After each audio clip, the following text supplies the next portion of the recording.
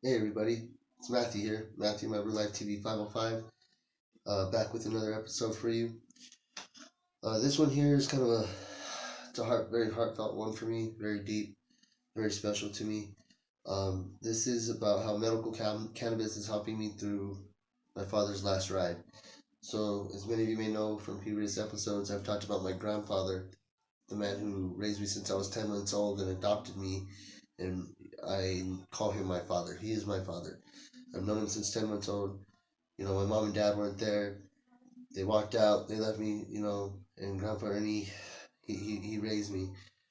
And he sacrificed himself, gave up his life to put me first. And I don't have any way to, show him my gratitude anymore. But he died in 2009 in a very tragic car accident where he was crushed between two vehicles. To me, though, I was 21 years old, almost 22 when that accident happened, and it was one of the most devastating losses in my entire life, aside from losing my baby brother when I was little and losing my great grandmother. But to lose my father, my hero, the man I saw as invincible, indestructible. You know, it, he survived. He was a bull rider. He rode bareback broncos. He was a cowboy. He went to Vietnam. He served his country. He risked his life. He rode motorcycles and wrecked them. He drove cars and wrecked them. He was a daredevil when he was a young kid. He used to ride bicycles off of roofs. His favorite movie was Rebel Without a Cause, and he used to drive. He used to play chicken, and back those days, chicken was where you drive a race to the edge of a cliff, and whoever stops first loses. And he was a rebel rouser himself. He was a man who he liked to bend the rules. He liked to kind of push things, push the limit. He used to, if they said there's the line, don't cross it. He used to cross it to find out why, and he taught me a lot. I mean, he was my hero, the bravest man I ever met in my life. He wasn't afraid of nothing or nobody. We would go out in public and he'd get into a confrontation with someone, and he was just not afraid.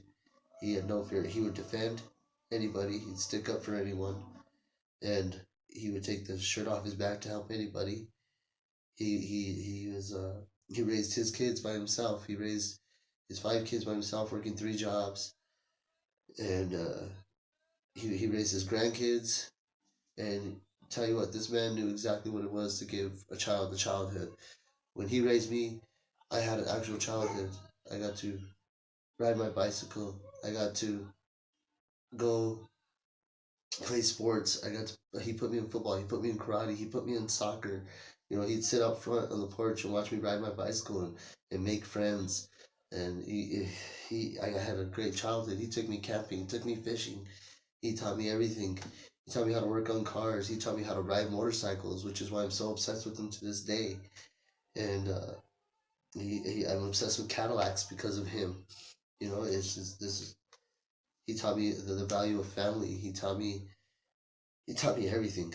There's not one thing that this man didn't teach me. And it's been 10.5 years since he passed away. And I've had his urn, I've had his ashes for 10.5 years. And in 10.5 years, so much has happened. I've grown so much from the day that he died to today. I've experienced so much in my own life that has humbled me. The experiences that I've gone through. And if it wasn't for the things that he had taught me, I don't think I would have been able to get through a lot of those experiences as easy as I did, or become as strong as I am because of him. And this whole thing is for him. And cannabis has really helped me cope with this loss. This for the last decade and a half. Um, it caused a lot of PTSD for me. It's to me it's still real fresh. Maybe 10.5 years, but to me it was just 10.5 days ago in my head. It's still so fresh. And what made me realize that I have to get I have to get him put to rest. I have to. It's not fair to hold on to him this long. Something could happen to me, which almost did. I almost died in a motorcycle accident. I have this disease that can tear me down at any moment. I I've gone through a lot of moving, and there's just so much that can happen, and it's best to have him somewhere where he is resting safe. And I think it's going to be a big thing to take off my chest as well. Look, cannabis has definitely helped me get through this. When he first passed away, I had first been diagnosed, and I was put on a lot of heavy pain meds at the time. So heavy that I got into such a heavy depression without him, because I lived alone after that. After he died, I had my hip replaced for my disease, and I lived completely alone. Nobody was there for me, and it it was a tough time, you know. And when he passed away on me like that, it was so devastating. And I was on all kinds of medications at the time. They had me on. I started getting really bad anxiety and depression after he died. So they put me on the razepams. I had really bad. Excuse me, I have a little cold, but I had really bad chronic pain because of this disease that I have, and I was getting a hip replacement and stuff. So they put me on heavy medications like the razepams and morphines and oxycodones. And what ended up happening is my body kind of developed some immunities to these pills, and at the same time, I really didn't care. So I kind of was just taking them and taking them and taking them until I figured, hey, I'm not gonna wake up. I'd rather go be with my grandfather. I'd rather be with my dad. I don't want to be here. I'm here alone, you know. And so I had overdosed on medication on pills, and luckily enough, a family member came and found me and was able to help revive me and keep me alive. And it wasn't my time, but I started using cannabis again to help me cope instead of like, because like you know those, I knew what was gonna happen if I took those pills. It was gonna kill me, and so I decided to go with cannabis. And I've been smoking weed already since I was 13 years old, and I started smoking. And when I was smoking weed when I was 13, it helped me deal with other things that are going on in my life. You know, like things that were going on between me and my mom's. You know, when you're a teenager and you're being raised by your grandfather and you're adopted by him and he's your father and he's all you know. And when you're a teenager, you have a lot of emotions, mixed emotions. You have all these questions that are unanswered, and you feel like you need this closure. You need to know that why like why aren't you good enough for your parents to take care of you? Why they have to walk out on you and give you up or whatever. I had a lot of those battles going on as a kid. And whenever I smoked weed as a kid, it kind of helped me forget about those moments, and it made me feel better. Grandpa didn't know about this, but I smoked cannabis throughout my teens and then into my 20s. And when Grandpa died, I almost died myself on an overdose of pills by accident. And so I decided, I'll go back to smoking weed because it's always helped me feel better during my depressed times and dealing with PTSD and dealing with anxiety. So I I went ahead and I decided to stick back to cannabis. Anyways, so the cannabis has been helping me really cope with my grandpa's loss in the last 10.5 years. Every time I get down on myself, depressed, or I start thinking about him and I start missing him, wishing I could talk to him again, just have those conversations like we used to have. And I get real down, and I'll just kick back, smoke a joint, and so I tend to just kind of say what I want to say to him in my thoughts.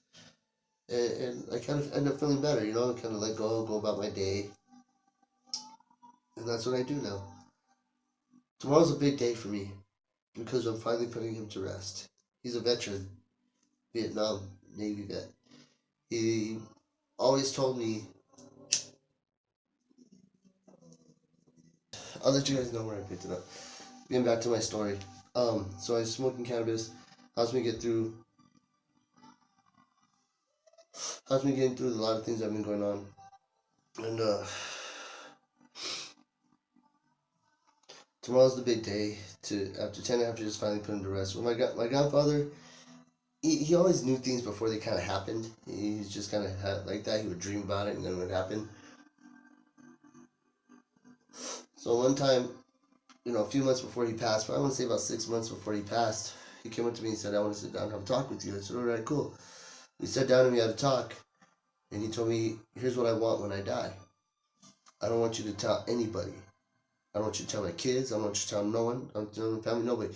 You cremate me. You bring me home. When you bring my ashes home, and when I'm home, you can tell whoever you want. And then when you're ready, you have my ashes put in Santa Fe." I was like, all right, Grandpa, whatever you say, man. He was real angry at the time. I think he got into it with one of his kids, feeling kind of bitter. I was like, all right, man, you're just mad you're blowing off steam. And he was like, you better respect my rules or I will never, you better respect my wishes or I will never forgive you. And I was like, okay, you'll be dead. But okay, I'll respect your wishes because I respect you because you've taken care of me all my life. So leading up to the days when he died, I noticed last time I told him he was a little shaky. I told him, hey, what's up with you, man? You're a little shaky. And he was like, oh, Matthew, this old man just doesn't have it in him anymore. And I was like, nah, man, you're going to live forever. Don't be saying that, stuff like that. He goes, no, I don't know about that. Well, I talked to him the next morning, how we were going to hang out that night. And how we had all these plans, and we were going to have a couple of beers together and we were just going to chill. So we were really looking forward to this. And what kind of sucks is it didn't end up kind of happening that way. Sorry guys, excuse me while I break up a joint. I need to smoke. So anyways, we talked.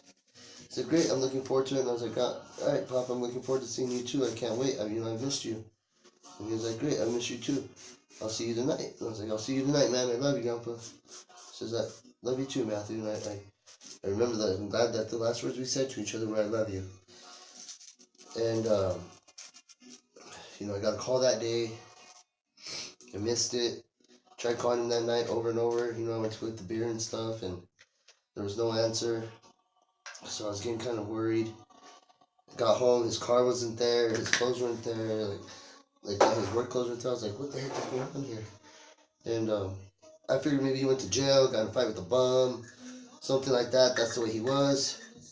Called my work. I worked at the jail at the time. Nothing. I was like, all right, well, he's not there. So then after that, I called the hospitals. They said no, they had nobody there by that name.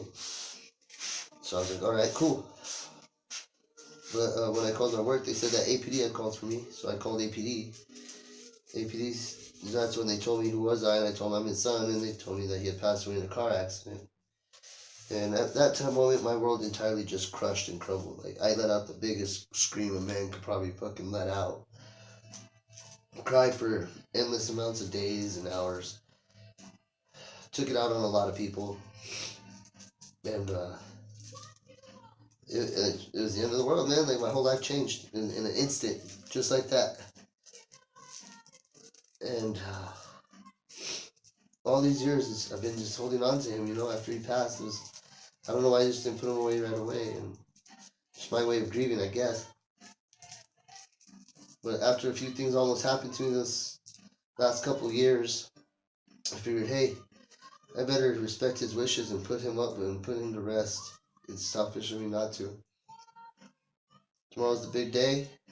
We're taking a ride. I'm going to take a ride on my motorcycle. It's going to be Grandpa's last ride. He's the one who got me into riding.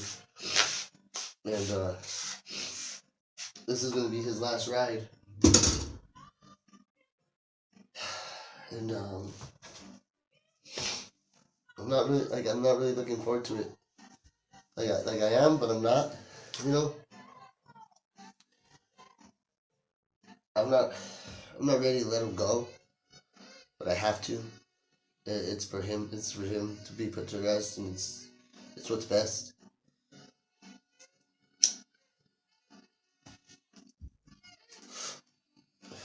So that's what I got to do. Taking him up to Santa Fe, where we're doing a motorcycle ride. I'm going to medicate heavily. Cannabis is going to help me get through this ride. The reason cannabis is going to help me get through this ride, because I have to ride my motorcycle. As you can see, this arm here doesn't go up. So riding the bike, the shoulder's probably going to get tired. I'm going to be doing my flower. I'm going to be taking edibles. And in case of extreme emergency, I may take something more. But I'm going, and I'm taking my father on my motorcycle for his last ride to put him to rest. And that's what I'm going to do. And I will bear through the pain to do it. And cannabis is going to help me get me through it, because it has this entire time. In the last 10.5 years, this has helped me get by dealing with my grandfather's death. and it's going to help me get through his final ride. And what's even better about it is all the love and support that I'm going to have there when I take him for his final ride to put him in his resting place. It's going to be beautiful. It's going to be amazing, and I'm excited, and at the same time, I'm not ready, but I have to. This is the man right here. That's my father. That's Ernest Chavez, a master craftsman in Albuquerque, New Mexico. Born in Albuquerque, 1941. Died in Albuquerque, in the heart of Albuquerque, underneath the Big Eye, in a car accident in 2009. He was a master craftsman, carpenter, and my hero, my personal hero. He was a very wise man. He was a very fair man. He was a very caring man. He was a very loving man. He was a very strong man, a tough man. He didn't deal with no bullshit. He could read right through bullshit. My hero. This is who I idolize. Tomorrow's his final. We put him to rest. This is his mom. My great-grandmother, she also helped raise me. That's my grandfather right there, senior year. Look how handsome. Look how beautiful my great-grandmother is. That's Nani. She helped raise me for the first 14 years of my life. Because I didn't have a mom. I didn't have a dad. But I did. This is great-grandpa Ben. This is the man that created that man. And this is the man that he idolized. Like, this is my family.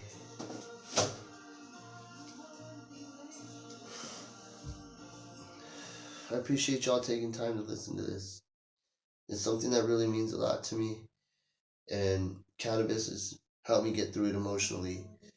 And I want to let everybody out there know that whoever's grieving, going through a loss, hurting right now, you're not alone. I know that you've probably heard that a million times. I know I have. And you sit there and you're like, yeah, but you know, everybody hurts differently. Everybody hurts in their own way. Everybody grieves in their own way. And it's okay. Me, I use cannabis to help get me through it emotionally. It helps me with the anxiety of the loss. It helps me with the depression of it. It helps me with the PTSD about it, the memories. And it helps bring me back into a better mood, into a better place. Sometimes I can smoke cannabis and it'll take me back to a certain memory.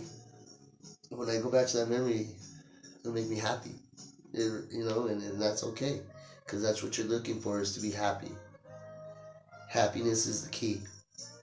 We have to learn to let go. We have to learn to let things rest. We have to learn to forgive. You don't ever have to forget. But this is what helps me.